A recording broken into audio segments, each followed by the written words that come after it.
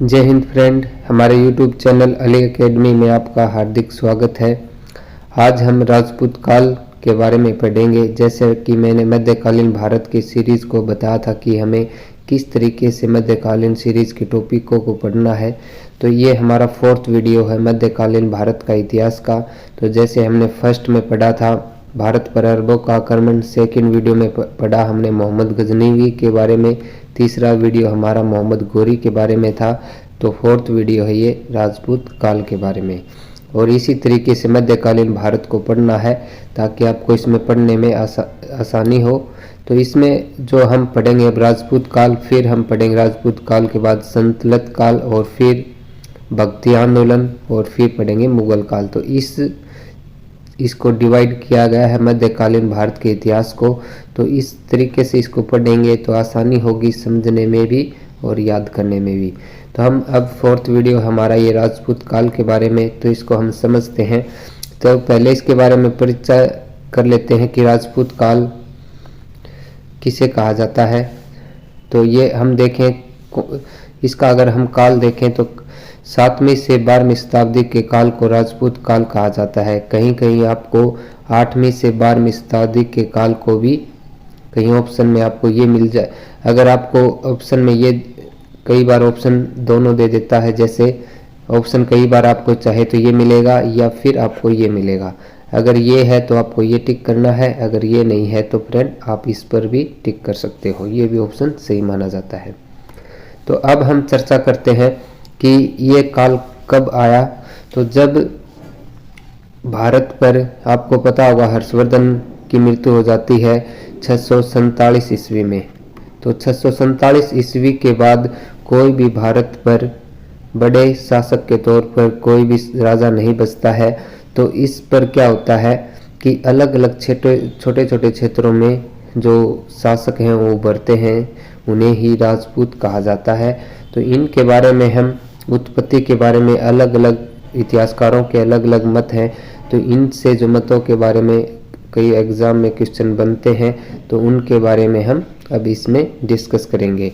तो समझते हैं कि राजपूत काल कहाँ से आया, मतलब इनकी उत्पत्ति कहाँ से मानी जाती है। कई इतिहासकार इन्हें विदेशी जाति बताते हैं, कई कहते हैं कि ये भारतीय थे, कई कहते हैं कि अग्निकुंड से इनका उत्पन्न हुआ, कई कहते हैं कि ये ब्राह्मणों से इनकी संतानों से बने हैं।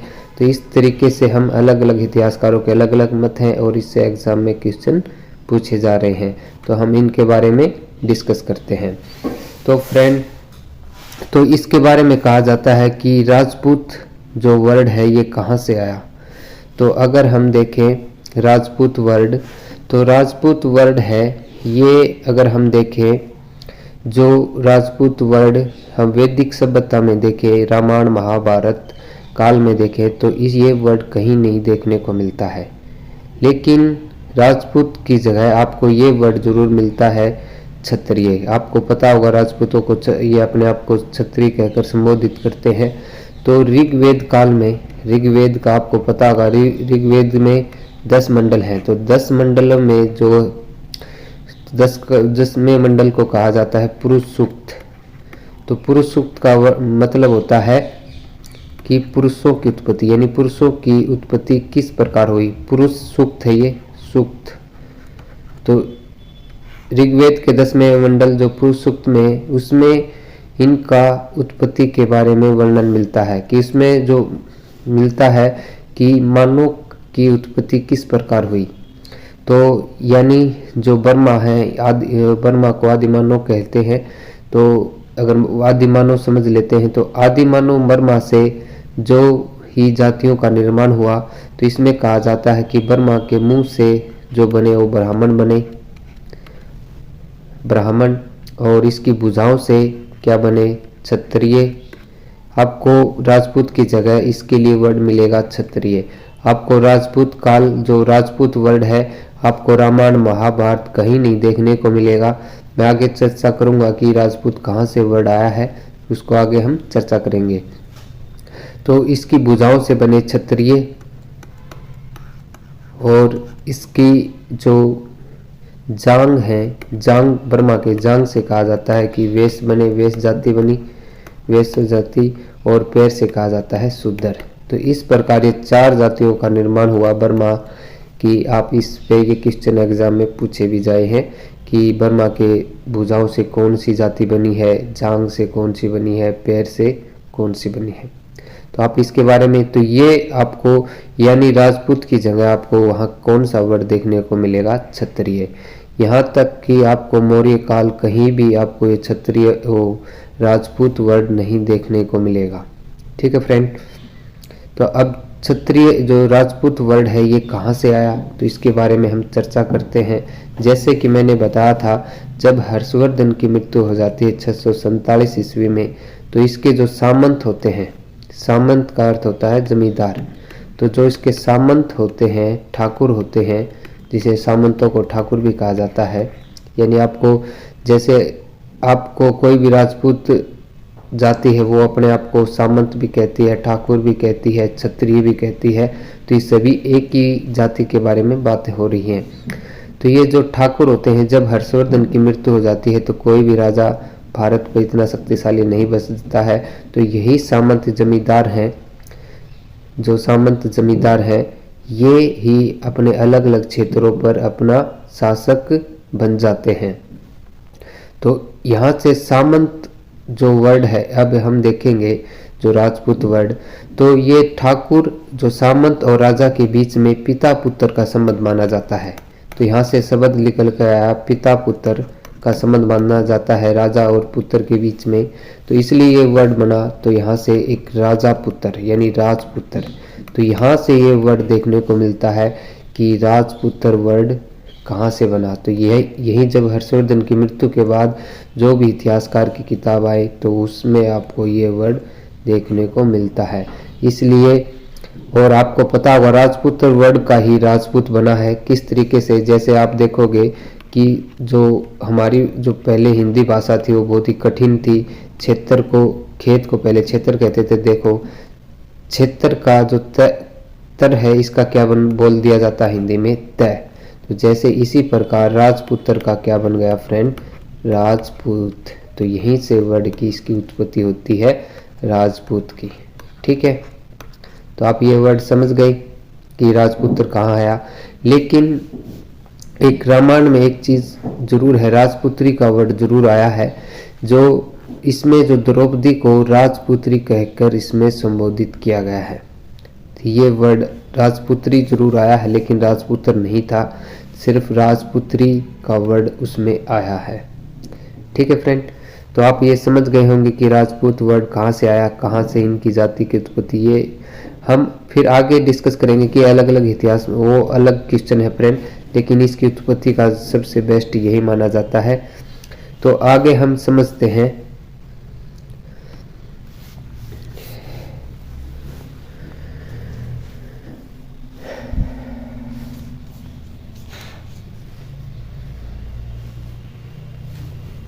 जो कर्नल टेम्स टोड हैं एवं स्मिथ हैं, इन्हें चलो हम पहले फ्रेंड जो डिस्कस करते हैं वो चंद्र बरदाई के उससे डिस्कस करेंगे, क्योंकि इससे यहाँ से हिस्ट्री को पढ़ने में आसानी होगी। तो अगर हम देखें जो राजपूतों को कई जैसे मत अलग अलग इतिहासकारों ने अलग अलग मत दिए, तो इसके बारे में चर्चा करते हैं। तो पहला सिद्धांत करते हैं जो कि राजपूत का फेमस माना जाता है कि ये इनकी उत्पत्ति अग्निकुंड से हुई।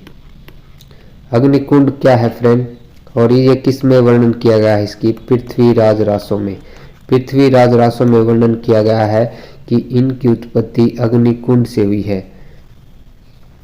तो अग्निकुंड से हुई है, ये पृथ्वीराज रासों में लिखा गया है। अग्निकुंड की उत्पत्ति का सिद्धांत चंद्र बरदाई ने किया है, जिसमें 36 गोत्र कुलों का वर्णन किया गया है। तो हम एक एक करके आगे जो किताबों के बारे में चर्चा करेंगे, इतिहासकारों के बारे में चर्चा करेंगे। तो आप यहाँ से पहले एक ये वेरी वेरी इंपॉर्टेंट माना जाता है कि जो राजपूतों का जो उत्पत्ति है वो अग्निकुंड से हुई। ये कब मानी जाती है, जब महर्षि वशिष्ठ थे, जब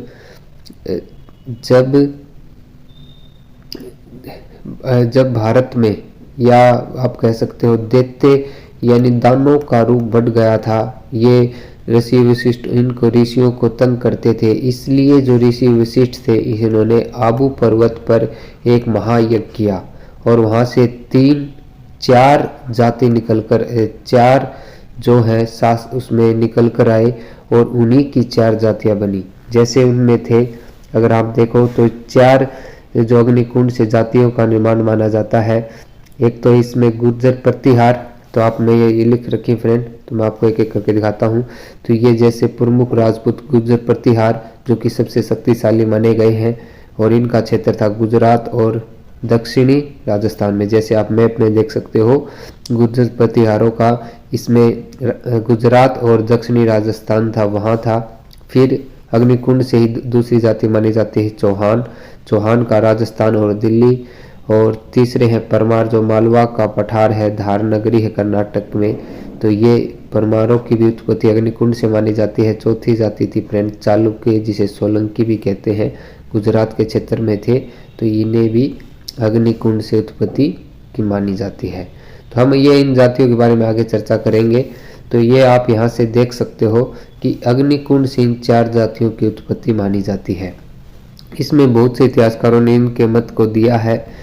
तो ये आपको याद रखना है कि किसने इसका सिद्धांत दिया कि इनकी उत्पत्ति अग्निकुंड से मानी जाती है। तो ये चंद्रबरदाई ने दिया है और चंद्रबरदाई पृथ्वीराज चौहान के एक दरबारी कवि थे और इसमें इन्होंने बताया है कि इसमें 36 गोत्र थे। ठीक है, आप ये जाति इसमें से 36 गोत्र हैं, तो उनके बारे में भी मैं आगे डिटेल से चर्चा करूंगा। तो आप यहाँ से इतने इसमें समझें। ठीक है फ्रेंड, अब अगले इतिहासकार मानते हैं कि नहीं, इनकी उत्पत्ति यानी आज की जो साइंस है या कोई इतिहासकार है वो इन चीज़ को नहीं मानती कि इनकी उत्पत्ति से होती है, इनकी उत्पत्ति अग्निकुंड से हुई है। तो इसमें कर्नल टॉड जेम्स जैसे ये इतिहासकार हैं, ये मानते हैं कि इनकी उत्पत्ति विदेशी जातियों से हुई है। तो इन्होंने किन आधारों पर इसको बताया है उसके बारे में भी हम चर्चा करते हैं। इन्होंने इसमें बताया टॉड ने कि ये विदेशी है,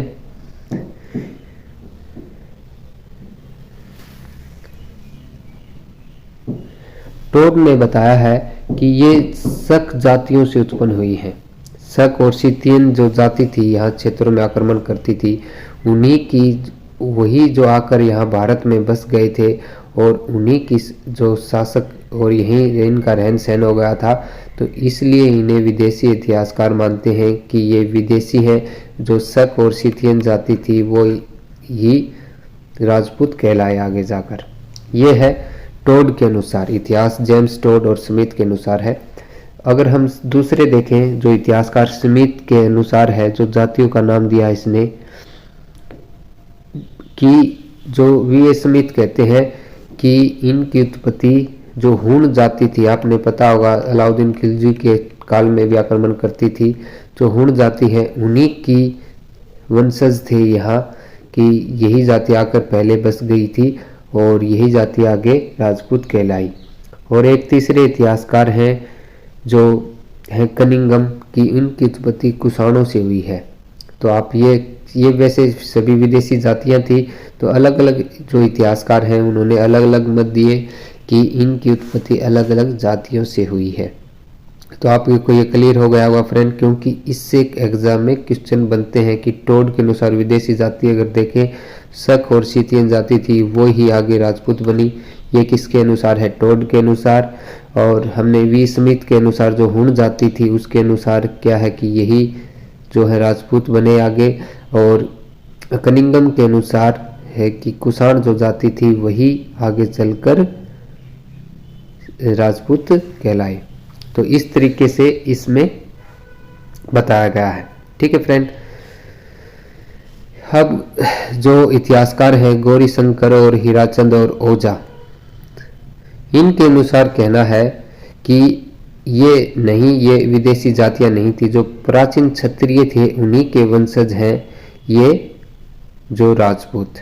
ये किन के अनुसार है? आपको सिर्फ इतिहासकार, आपको ये नहीं जस्टिफाई करना है कि इसमें से यही सही है यही सही है, आपको सिर्फ ये इनके इतिहासकारों के अनुसार समझना है कि किसने क्या मत दिया और इसी पर एग्जाम में क्वेश्चन पूछे जाते हैं कि गौरी शंकर के अनुसार जो है वो राजपूत कौन थे, तो ये प्राचीन क्षत्रियों के वंशज थे। चंद्रबदाई के अनुसार अग्निकुंड से इनकी उत्पत्ति हुई है। आगे हम डिस्कस करेंगे। गोपीनाथ शर्मा के अनुसार क्या है कि ब्राह्मणों से इनकी उत्पत्ति हुई है। तो अब हम इसके बारे में चर्चा करते हैं गौरी शंकर के बारे में।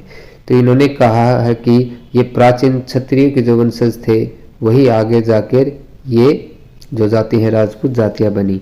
इसके अनुसार क्यों बनी है, तो इसका भी रीजन ये है क्योंकि अगर हम देखें, देखो फ्रेंड, जो इन इतिहासकारों ने मत दिए हैं भी ये विदेशी जातियां थी, किस तरीके से दी गई हैं, क्योंकि इनका कहना था कि ये जो जातियां थी हट्टी कट्टी थी, इनके ऊंचे कद होते हैं जैसे राजपूतों के होते हैं, और ये जैसे जाति मांस खाती हैं तो वो जो जाति थी वो भी मांस खाती थी।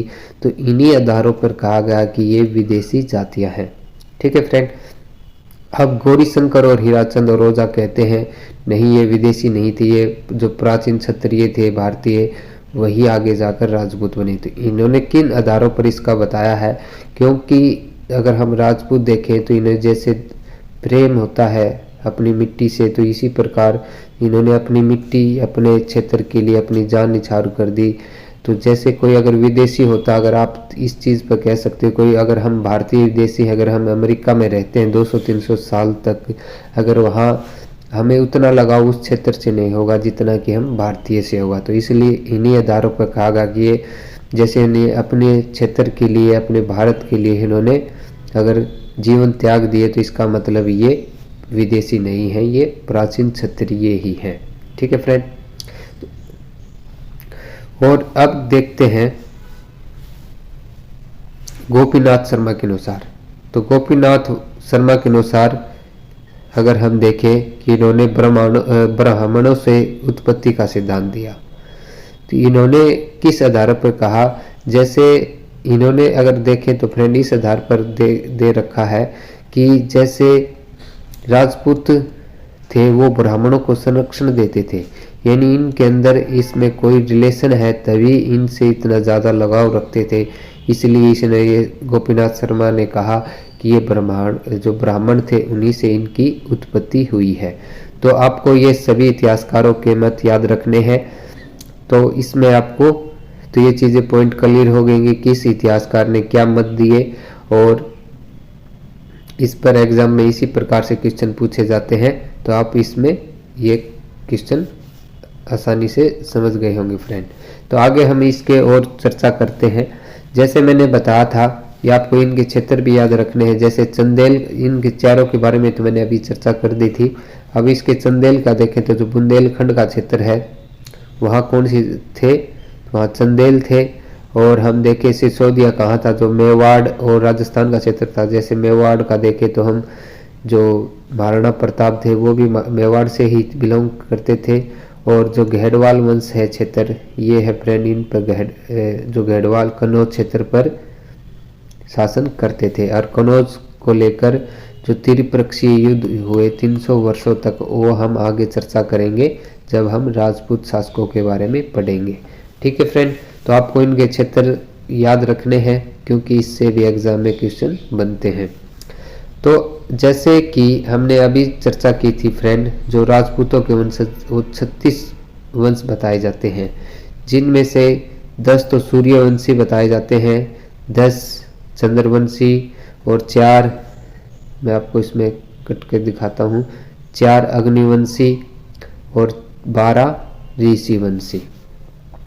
तो इसमें हम देखें सूर्यवंशी क्यों, जैसे अगर हम देखें जो भगवान राम थे वो भी फ्रेंड सूर्यवंशी माने गए हैं, सूर्यवंशी थे। उनका वंश अगर देखें तो सूर्यवंश था। सूर्यवंश के इक्वासु वंश के थे, सूर्यवंश के इक्वासु वंश बताया जाता है भगवान राम का।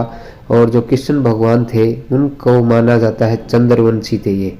ठीक है फ्रेंड, कृष्ण भगवान को चंद्रवंशी बताया गया है। और जो भाटी जाति है वो भी चंद्रवंशी मानी गई है।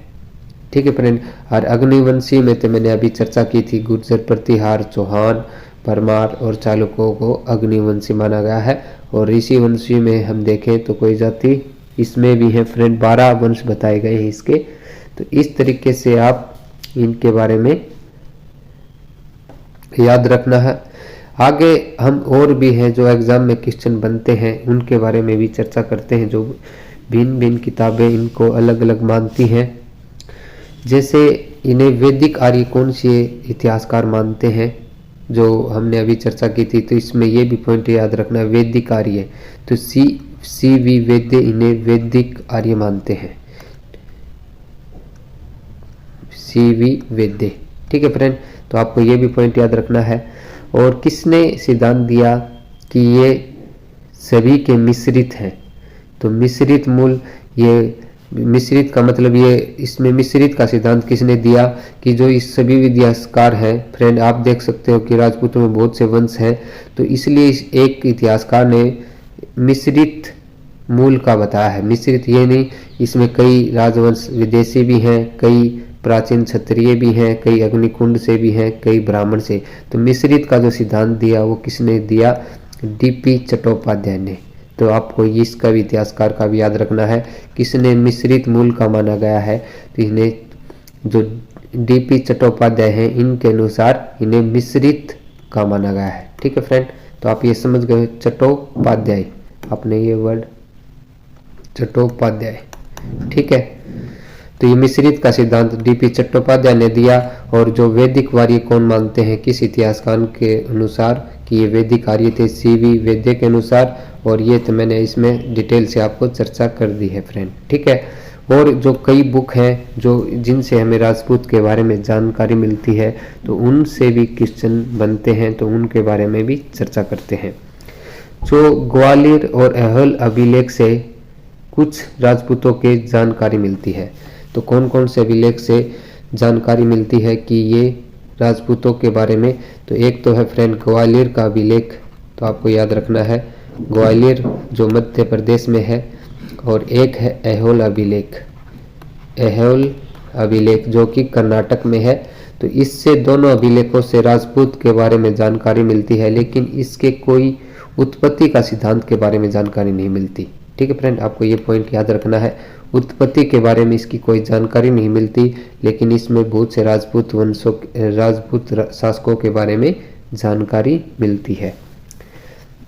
तो दूसरा एक अभिलेख है राजौर अभिलेख, जो कि राजौर, सॉरी इसके लिए दो सेकंड अभिलेख है राजौर अभिलेख। तो राजौर अभिलेख है ये कहाँ है फ्रेंड, राजस्थान में। तो यहाँ से जो राजौर अभिलेख है, ये जो शासक हुए हैं मथन देव, जो इनका शताब्दी सी बताई गई है 559 ईस्वी का जो मथन देव शासक है उसके बारे में, जो कि गुर्जर प्रतिहार वंश का शासक है, इसके बारे में जानकारी मिलती है। तो इस शासक का नाम है मथन देव, जो कि गुर्जर प्रतिहार हमने जो चर्चा की थी मथन देव शासक रहे हैं, उसके बारे में जानकारी मिलती है। तो ये आपको सभी अभिलेख, ये जो किताबें हैं उनके बारे में आपको याद रखना है, क्योंकि एग्जाम में इससे बहुत ज़्यादा क्वेश्चन पूछे जाते हैं। तो राजौर अभिलेख कहाँ है, राजस्थान में है। और इसमें किसके बारे में जानकारी मिलती है, एक गुर्जर प्रतिहार वंश के शासक हैं मथन देव, इसके बारे में जानकारी मिलती है, जो कि 1959 में शासक रहे थे। ठीक है फ्रेंड, आगे हम देखें ऐतिहासिक ग्रंथ। ये तो हमने अभिलेखों के बारे में चर्चा की, अब हम ग्रंथों के बारे में चर्चा करेंगे जिनसे हमें इन राजपूतों के बारे में जानकारी मिलती है। तो अभी वो अभिलेख कौन कौन से हैं, तो उनके बारे में चर्चा करते हैं। जैसे कल्हण की जो राजतरंगिणी किताब है, और ज्योतिषर ठाकुर है वर्ण रत्नाकर, तो इनमें हमने बहुत से जो राजपूत शासक हैं उनके बारे में जानकारी मिलती है। तो किताब का नाम है राजतरंगिणी, आपने ये किताब सुनी होगी फ्रेंड, बहुत ही फेमस है, विभिन्न एग्जामों में पूछी जाती है। राजतरंगिणी, राजतरंगिणी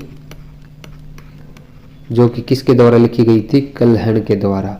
तो इसके बारे में एक तो ये बुक है, एक है ज्योतिषर ठाकुर, सॉरी ये नाम है किताब, इसका लिखने वाले का राइटर का नाम है ज्योतिश्वर ठाकुर। तो वर्ण रत्नाकर, तो इन दो किताबों में,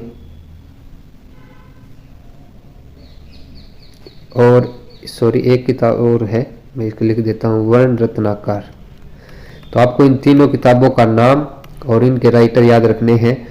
और एक है किताब है कुमारपाल चरित।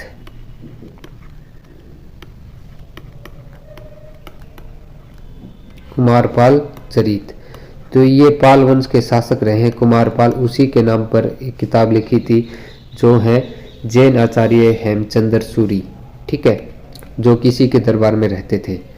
तो इसका राइटर देखो, राजतरंगिणी किसने लिखी थी? कलहण ने लिखी थी।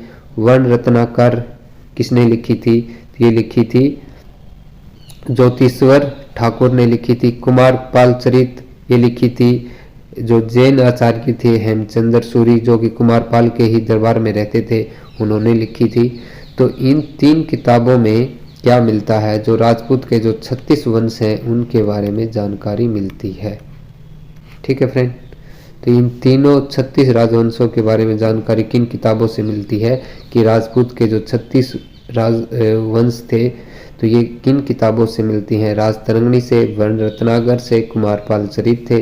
राजतरंगिणी कल्हण ने लिखी थी, वर्ण रत्नाकर ज्योतिश्वर ठाकुर ने लिखी थी, कुमारपाल चरित जैन आचार्य हेमचंद्र सूरी ने लिखी थी, ठीक है फ्रेंड। तो ये आपको याद रखना। इन वंशों के बारे में मैंने सभी अभी पीछे डिस्कस की थी कि 36 राजवंश कौन कौन से थे, ठीक है फ्रेंड। और 2 बुक और हैं, उनके बारे में भी चर्चा करते हैं। तो अब है एक हम्मीर महाकाव्य, एक नव साहवाक चरित और एक पृथ्वीराज रासो। तो इन तीनों किताबों से क्या जानकारी मिलती है? तो हम देखते हैं। हम्मीर किताब का नाम है हम्मीर महाकाव्य। महाकाव्य।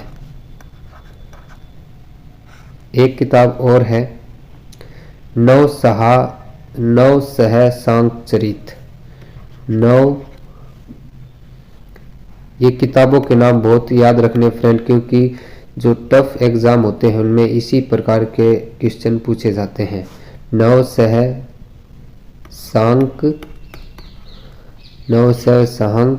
चरित। और एक किताब है, इसका तो आपको पता होगा friend, Prithviraj Raso. Very very important, Prithviraj Raso. ये तो चंद्रबरदाई ने लिखी थी, जो कि इसके बारे में अब ये राइटर है फ्रेंड, तो इसके हमने पीछे भी चर्चा की थी, पृथ्वीराज रासो। तो इन तीनों किताबों में क्या जानकारी मिलती है कि जो राजपूतों की उत्पत्ति अग्निकुंड से हुई है, जो जैसे गुर्जर, प्रतिहार, चौहान, परमार और चालुक्य। तो इन चारों शासकों की जो वंश है, 4 वंश, इनकी उत्पत्ति अग्निकुंड से हुई है। ये किन किताबों से जानकारी मिलती है? हम्मीर महाकाव्य से, नव सहसांक चरित से और पृथ्वीराज रासो से, ठीक है फ्रेंड। जो हम्मीर महाकाव्य थी ये किसने लिखी थी? ये थी नयन चंद्र सूरी। इसका नाम है नयन चंद्र सूरी ने लिखी थी, ये नयन चंद्र सूरी। और नव सहसांक चरित किसने लिखी थी? तो ये लिखी थी पद्म चरित, पद्म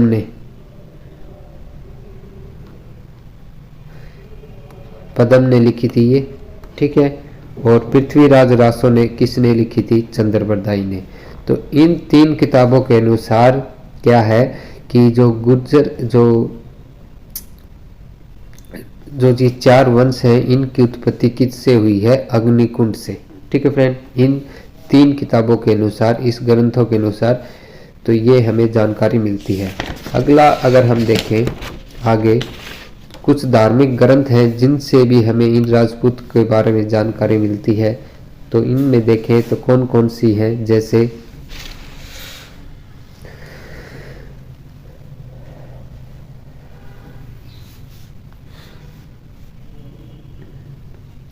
तो ये धार्मिक ग्रंथ हैं जो भविष्य और भागवत पुराण और पृथ्वीराज रासो। इन तीनों से जानकारी मिलती है कि इनकी उत्पत्ति अग्निकुंड से हुई है, ठीक है। आप देखो जैसे भविष्य और भागवत पुराण, ये 2 किताब हैं, भविष्य पुराण है या भविष्य है एक ली, ठीक है, भविष्य और एक भागवत पुराण। तो इनमें हमें जानकारी मिलती है कि इनसे भी हम राजपूतों के बारे में जानकारी मिलती है। तो इसमें हमें क्या जानकारी मिलती है कि जो गौतम वशिष्ठ जो ऋषि थे, और ये एक किताब और है पृथ्वीराज रासो, तो इन तीनों से जानकारी मिलती है, भागवत पुराण और भविष्य और पृथ्वीराज रासो से, कि एक वशिष्ठ ऋषि से जिन्होंने आबू पर्वत पर यज्ञ किया था और वहां से 4 जाति निकल कर आई थी। ठीक है फ्रेंड, तो ये किससे इन जानकारी मिलती है, तो आप ये पॉइंट याद रखना। तो ये हमने इसके उत्पत्ति के बारे में पढ़ा।